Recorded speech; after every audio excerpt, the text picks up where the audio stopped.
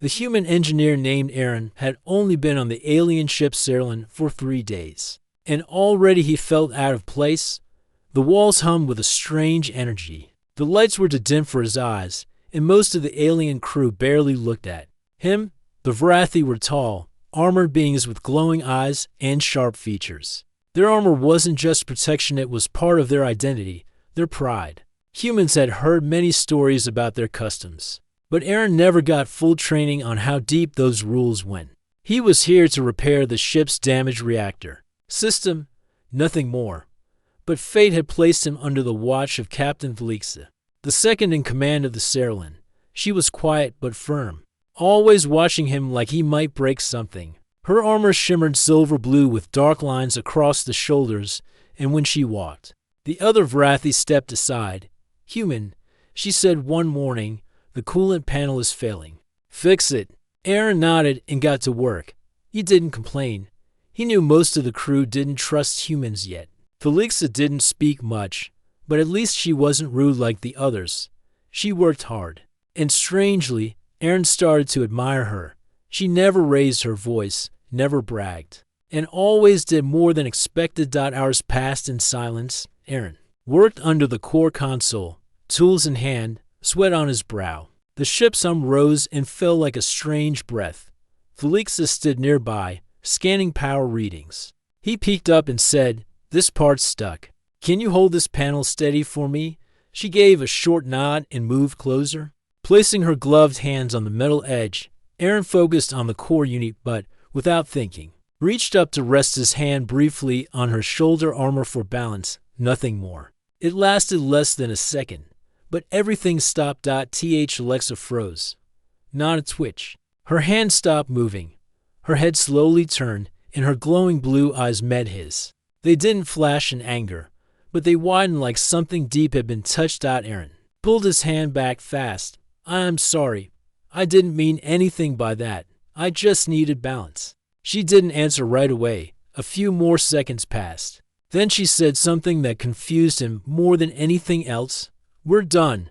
Her voice was quiet, but sharp. She didn't shout. She didn't show rage. Just those 2 words. Then she walked away. Aaron sat frozen, still holding the tool, heart pounding. What did she mean? Were they done working together? Did she mean he was fired? He didn't understand. For the rest of the day, she didn't return. A lower officer came to check on the repairs. Aaron finished his work in silence, his thoughts circling around what just happened. The next morning, he walked into the command deck. Felixa was there. She looked at him once, then turned away. She gave no orders. She didn't even speak. Every time he tried to say something, she walked off. The crew noticed.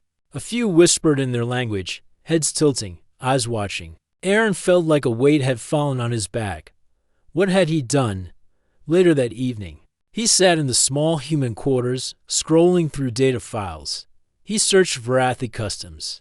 There were notes, warnings, but no clear rules. Then he found something, a cultural journal written by a human diplomat years ago. Never touch a Varathi's armor unless invited. It is part of their soul.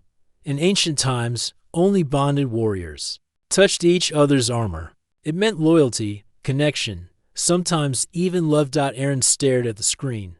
"Oh no," he whispered. He didn't sleep that night. The next day, he tried again. He walked up to Felixa near the engine bay. "Captain," he said, "can we talk?" She didn't look at him. "There's nothing to discuss." "I didn't know," he said. "I swear. I was just trying to keep my balance. I didn't know what it meant." She looked at him then briefly. Her eyes weren't angry. They were tired. "Ignorance doesn't erase the act," she said. Aaron nodded. "I understand, but I didn't mean any harm." "That's not the point," she said. Then turned and left again. Aaron stood alone in the humming engine room. He didn't understand her feelings. He didn't understand the depth of the pain he had caused. But he knew this something between them had shifted. Not just her view of him, but the way the ship felt around him, colder, distant. And he also knew something else. We're done. Those words weren't just about a mistake. They were hiding something deeper. And he would find out what it was. The air on the Ceylon felt heavier with each passing day. Aaron moved through the corridors like a shadow, unseen and mostly unwanted. The Varathi crew barely spoke to him now. Even the human officers started to notice the cold air between him and Captain Felixa. He had read every file, every document about Varathi customs. He understood now. Armor to them was more than protection. It was honor, tradition, trust. Touching it was like speaking a secret language. But he had spoken it without knowing the words. Aaron tried to go on with his work. Engines still needed fixing. Power cores still hummed with issues. He did his job, but he could feel eyes on his back every time he entered a room. One day, Chief Engineer Delro, a wide-shouldered Varathi with deep scars, approached him in silence. He handed Aaron a data pad, saying nothing. The pad listed engine coil stats, but scribbled below the numbers was a note. She hasn't removed her shoulder armor. She's waiting. Aaron stared at the words. He looked up, but Delro had already walked away. He didn't understand what it meant. Was Felixa waiting to punish him? Or was it something else? He thought about asking her, but the last time he tried, she had simply said, "Focus on your duties." Still, the silence between them said more than words. Every time she entered the engine room, she stayed far from him. Every time their eyes met, she looked away first. It wasn't anger. It was distance. 3 days later, the Cerulean received a signal. An old Varathi beacon was activated near a dead zone, an area lost during a war years ago. The beacon was weak, but real. Command ordered Captain Felixa to investigate. She was to lead an away team. Aaron didn't expect to be included, but then his comm unit blinked. It was a message from the captain. "You will assist with power readings. Report to shuttle Bay 4. Aaron stared at the message in disbelief. After all the silence, now this. He showed up at Shuttle Bay 4 early, unsure what to say or expect. Felixa stood near the shuttle ramp, her face as unreadable as ever. Her armor gleamed in the low light. "You received the orders?" she asked. Without looking at him, "Yes, Captain," he replied, then bored. The flight to the dead zone was quiet. The crew didn't speak much. Aaron sat across from Felixa, but she never looked his way. Her fingers rested on the edge of her armor as if she was thinking about something, but holding back. The shuttle landed near an abandoned outpost. Dust covered everything. Broken towers, half-buried doors, and shattered lights filled the area. It felt like a graveyard. "Stay close," Felixa said to the group. Her voice was sharp and calm. The team moved in, scanning for life or signals. Aaron handled the power sensors, tracking strange energy patterns. Something felt wrong. The readings jumped wildly. "Captain," he said, "this place has power, but it's not from the beacon." Before she could answer, a sound echoed through the ruins, metal clanging, then a high-pitched whirring. Drones. Out of nowhere, flying machines burst from the shadows, firing beams and slicing through the air. The team scattered for cover. Aaron ducked behind a wall, breathing fast. He saw Felixa take charge, firing back with skill. But a drone struck too close, knocking her off balance. "Captain," he shouted. Without thinking, Aaron ran across the open ground. Beams flew past him. He dove and grabbed her arm, pulling her to cover just as another blast hit the spot she'd been. "Are you hurt?" he asked. She looked at him, stunned. Her voice was softer now. "Minor hit, armor held." "Good," he said, checking her wound anyway. They waited in silence as the rest of the team regrouped. Felixa leaned against the wall, breathing hard. Then, for the first time since that day in the engine room, she looked straight into his eyes. "Do you know what it means when someone brushes a Varathi's armor?" she asked. Aaron shook his head slowly. "Not really, only what I read." She nodded once. "In ancient times, only bonded warriors touched armor. It was a promise, a connection, deeper than words. But I didn't know that," he said quietly. "I didn't mean to disrespect anything." "I know," she whispered, "but it still meant something." Aaron sat beside her, unsure what to say. "When I said we're done," Felixa continued, "I didn't mean with the mission. I meant with hiding." Aaron's heart skipped. Hiding what? She didn't answer. Instead, she looked away and said, "We should move." The drones will return. They stood together. The moment between them had changed, not healed, but changed. Something new was growing in the silence, and Aaron now knew. We're done. Didn't mean goodbye. It meant the beginning of something he didn't yet understand. The return to Cerulean was quiet. No one on the away team spoke much. They had survived the drone attack. But something unspoken hung between Aaron and Felixa now. She sat across from him in the shuttle. Still quiet, still unreadable. Her armor showed a light burn mark from the battle. Aaron wanted to speak, to ask what she meant earlier, but he held back. The ship's hum filled the silence. When they docked, the Felixa walked ahead without a word. The other Varathi moved aside for her as always. But this time, Aaron noticed a few of them glancing at him not with hatred, but curiosity. Back in the engine sector, Aaron reported to Chief Delro. Delro listened to the repair report without emotion. After a pause, he looked at Aaron and said, "You protected her." Aaron nodded. Anyone would have done the same. Delro's eyes narrowed slightly. Not everyone touches armor and survives. Not everyone is still allowed near her. I didn't survive. Aaron said, half smiling. I just didn't get thrown out. Delro let out a sound that might have been a short laugh. Yet, that evening, Aaron returned to his room. He sat alone, thinking about what Felixa had said in the ruins. We're done with hiding. What was she hiding? Feelings, doubts, shame. He searched through more files. Old Varathi records showed their society used to value strong bonds between warriors. They believed emotional ties made them braver, not weaker. But over time, after endless wars, those ideas were buried. Now, their people saw emotion as a threat to discipline.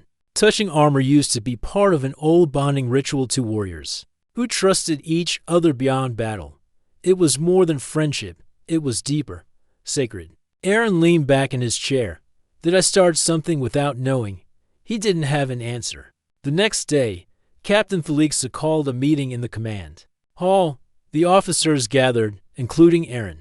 She stood in front of a screen showing a growing energy signature near the edge of Varathi territory. We believe the drones came from here, she said. This isn't a lost outpost. It's a trap. Someone is testing our defenses. One officer spoke up. A full assault? Not yet, Felixa replied. But they're watching, waiting. If they move again, they'll hit one of our border colonies. She looked at the team. We will intercept before that happens. The room filled with nods and movement. Orders were given. People left to prepare. Aaron stayed behind. He had questions. As Felixa turned to leave, he stepped forward. Captain, can I speak with you privately? She paused, then gave a short nod. They walked into a side corridor. Dim blue lights lined the walls. Felixa stood tall, but there was tension in her shoulders. What you said during the mission. Aaron began. About hiding. What did you mean? She looked at him. You really want to know? Yes, she took a breath. When you touched my armor, something inside me reacted. I tried to ignore it. I told myself it meant nothing. But Varathi armor, it remembers, and so do we. Baron stayed quiet. I thought if I pushed you away, the feeling would fade, she continued. But when you came back for me in the ruins, I knew it wouldn't. It was just instinct. Aaron said. I didn't think, but you acted, she replied, and your actions have meaning. She stepped closer, not too close, but enough for him to feel the weight of her presence. We are taught to fight beside others, but never to connect. I've followed that rule all my life. Until now, Aaron swallowed. So what happens now? Felixa didn't answer at first. Then she said, there's still a war coming. We'll face danger soon. Maybe worse than before. But if you stay beside me, if we face it together, I won't push you away again. Those words hit deeper than any explosion ever could. Aaron nodded slowly. I'll stay, he said. Good, she replied. Then prepare yourself. The next mission won't be about touching armor. It'll be about risking everything. Aaron didn't fully understand the path ahead, but he knew this whatever bond had begun between them was not broken. And he wasn't done. Not yet. The next few days on the Cerulean felt different for Aaron. He still worked long hours. But the cold silence from the Vrathi crew had started to melt just a little. Some nodded at him now, others didn't move away. When he passed, a few even spoke short greetings. And Thalixa, she wasn't cold anymore. She wasn't warm either. She was something else, calm, steady, watchful. She gave him orders during repairs and stood close during meetings. Their words were few, but their eyes often spoke more. Aaron didn't try to force anything. He just stayed near. He listened. He learned one night, while reviewing battle data, he received a message from Thalixa. It wasn't long. Just the location. Training room 4. Now. He paused. Was this an order? An invitation? He went anyway. Inside, Thalixa stood alone on the mat, her armor trimmed down for movement. She held a staff in one hand. You are slow in combat, she said. That will get you killed. Aaron raised an eyebrow. Is this your way of saying thank you for saving you? You didn't save me, she replied. You reacted. Now I'll help you make that reaction better. She tossed him a training stick. He caught it, barely. Ready? She asked. Not even a little. The training was hard. Thalixa moved. With sharp speed and perfect control. Aaron tried to keep up, but she knocked him down again and again. Still, she didn't laugh. She didn't mock. She just taught. Don't swing. Strike, she said. Don't wait. Move. After one round. He sat on the floor, breathless. Do all your lessons involve bruises? No, she replied. Offering a hand. Some involve broken bones. He chuckled and took her hand. For the first time, she smiled. Not a big one, but enough to change the air between them. A day later, the ship entered the edge of a strange space zone. Scans showed old satellites, ruined ships, and power signatures moving like ghosts. Command had confirmed it. This was where the drone attacks began. The enemy had built a hidden station, disguised among wreckage. Captain Thalixa stood before her. Officers, we will enter under stealth. No direct fire. Our goal is to find out who is behind the drones. Once we have proof, we return. And if we're discovered, one asked, then we fight. She answered. Aaron joined the tech team.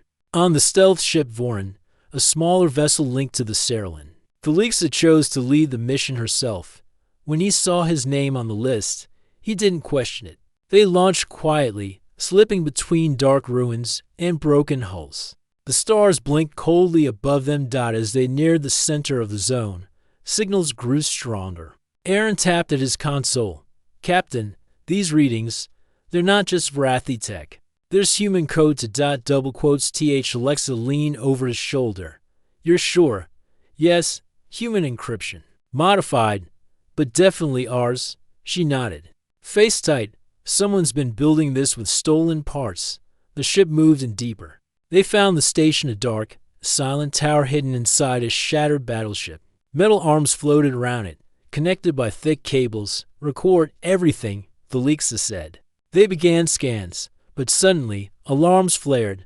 The station lit up. Drones poured from hidden doors. They saw us. One officer shouted, Get us out of here.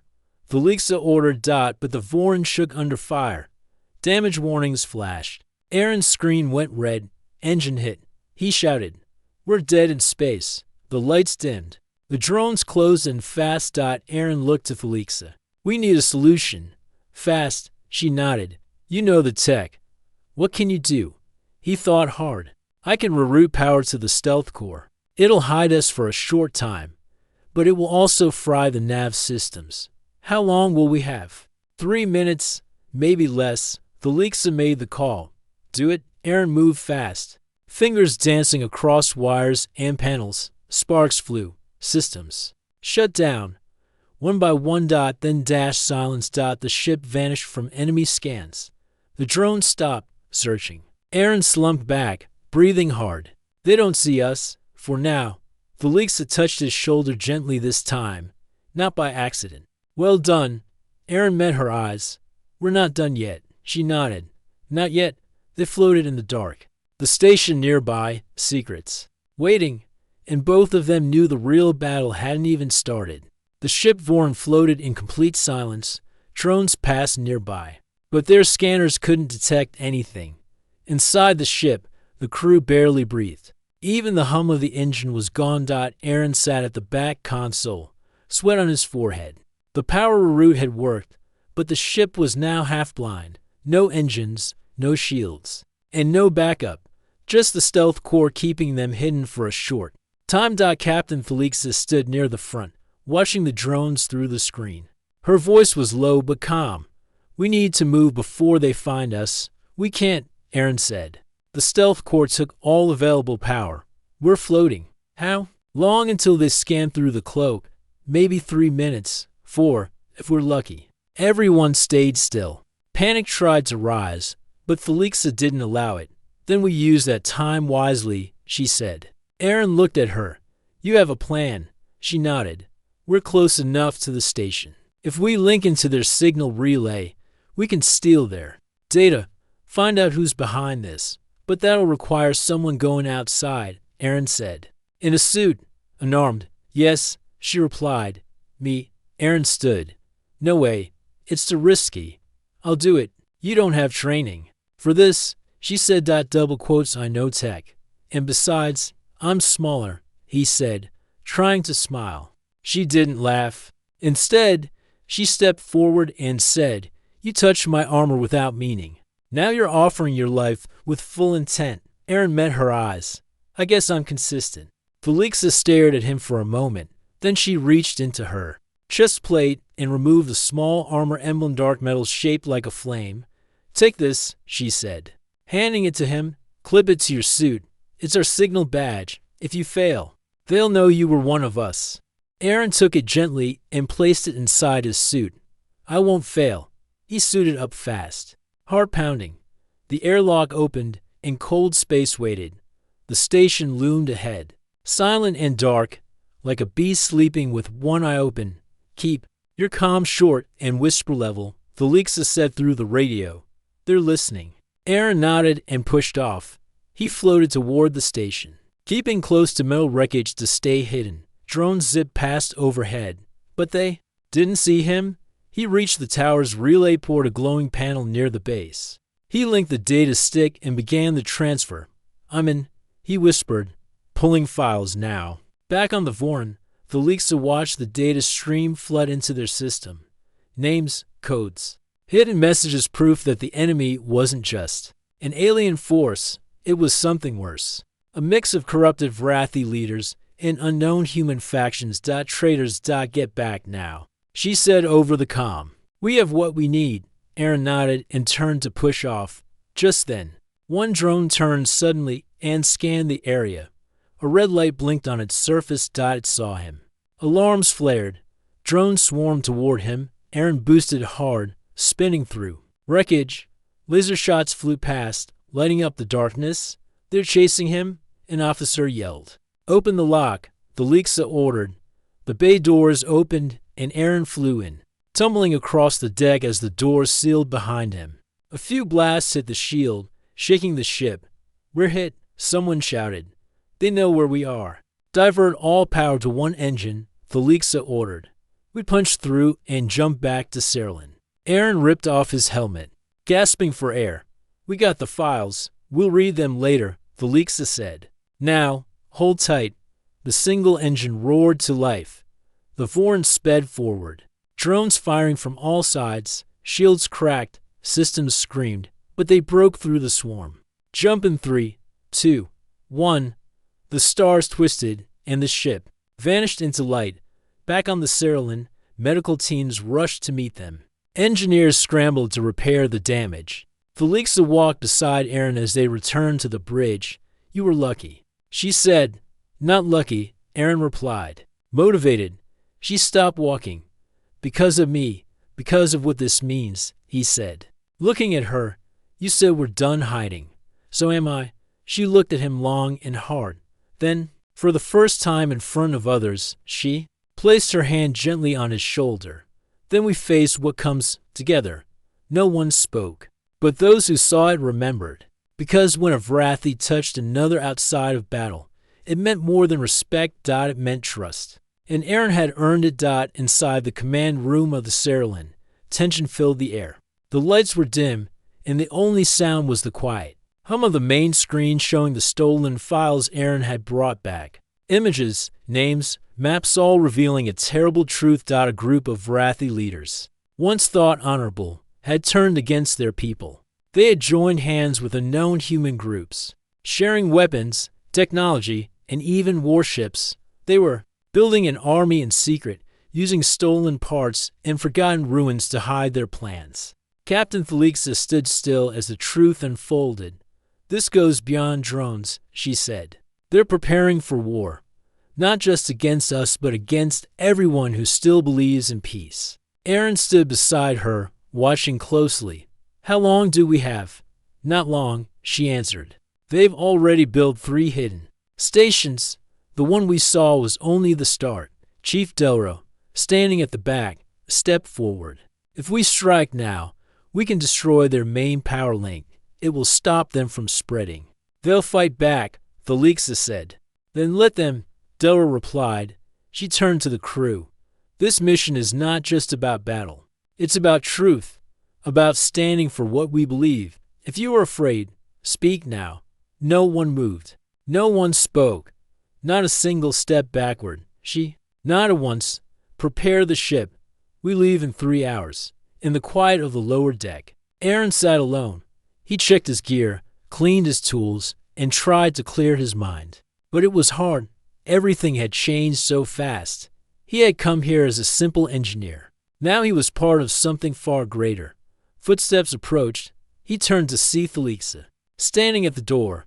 She walked in and sat beside him without a word. For a moment, they said nothing, just sat in the silence. Finally, she spoke. "You should have been a soldier," Aaron smiled. "I'm not brave enough for that." "You went outside a ship with drones hunting you," she said. "You faced death without armor." "I was scared," he admitted. "And yet you moved forward," she said. "That is the kind of bravery that matters." He looked at her. "I don't know if I'm ready for what comes next." "No one ever is," she said quietly. "But you won't face it alone." They sat a while longer. Then she stood. "We're your badge into battle. You've earned it." When the Cerulean reached the enemy station, the stars around it were dark. No patrols. No defense lines. Just silence and shadow. "This is too quiet," Delro muttered. "They're hiding something," Thelixa replied.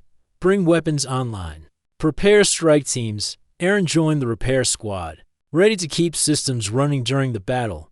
He wasn't a fighter, but he would not back down. As the ship moved closer, hidden turrets sprang to life. Dozens of drones burst out from the wreckage. Red lights flashed across space.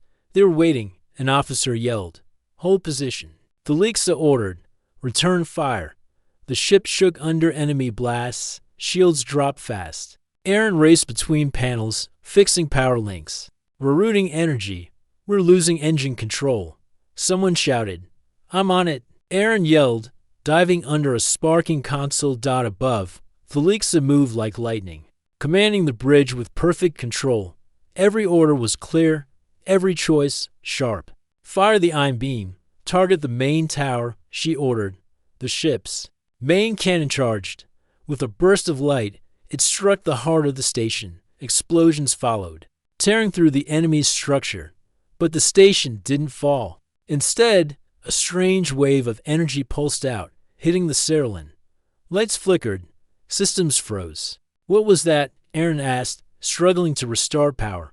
"A gravity burst," Thelixa said. "They're trying to trap us." Aaron grabbed the controls. "I can bypass it, but we'll need to shut off all core safeties." "Then do it," she said. He hesitated. "It could burn the ship. And if you don't, we all burn anyway." He nodded and did it. Alarms screamed, but the engines roared back to life. The ship pushed forward through the debris, through the fire. "Target the core," Thelixa shouted. One more shot. They fired again. This time, the station cracked apart. Drones spun out of control. The strange energy faded. The battle was over. Later, the Cerulean floated quietly above the wreckage. Repairs began. Lives were counted. Aaron stood on the viewing deck, looking at the stars. Alexa joined him, her armor dusty but still shining. "You saved us again," she said. "We all did," he replied. She looked at him with soft eyes. Do you remember the first time you touched my armor? He nodded. I didn't know what it meant. And now, he gently reached up, this time slow, careful, and rested his hand on her shoulder. Now, I do. She didn't move away. And in that small moment, between silence and stars, something stronger than war grew between them. Days passed after the station's destruction, but the crew of the Cerulean stayed alert. The hidden war was not fully over. They had won the battle, but many questions still waited. Who gave the traitors their orders? How deep did the plan go? And would more enemies rise? Captain Thelixa spent long hours in command meetings, studying data from the files Aaron had stolen. His name was now known among the crew not just as an engineer, but as the human who had touched Vrathi's armor and survived and earned trust through action. But Aaron didn't care about titles. He cared about the people, the crew, and most of all, Alexa. One evening, while the ship floated near a quiet star system, Thelixa sent a message to him. Just one word, come. He found her in the observation room. The stars stretched far beyond the window, glowing white and blue. She stood with her hands behind her back, her armor lighter than usual. You asked for me? Aaron said, stepping inside. Yes, she replied without turning. I wanted to speak without duty hanging over us. He walked beside her. They stood in silence for a moment. Then she spoke again. I once said, we're done, when you touched my armor. But now I know. That moment was the start, not the end. Aaron nodded slowly. I was confused then. But I'm not anymore. She turned to face him. I didn't let you close because I was afraid. Not of you, but of what you made me feel. Emotions were once punished among our kind, but now I see. They make us stronger. So what happens next? He asked softly. I will stand before the Vrathi Council, she said. I will speak the truth about the traitors, about the Alliance, and about you, me. She stepped closer. Yes, I will tell them what you mean to me, and I don't care if they frown or turn away. Aaron smiled, heart full. Then I'll stand beside you. She looked into his eyes.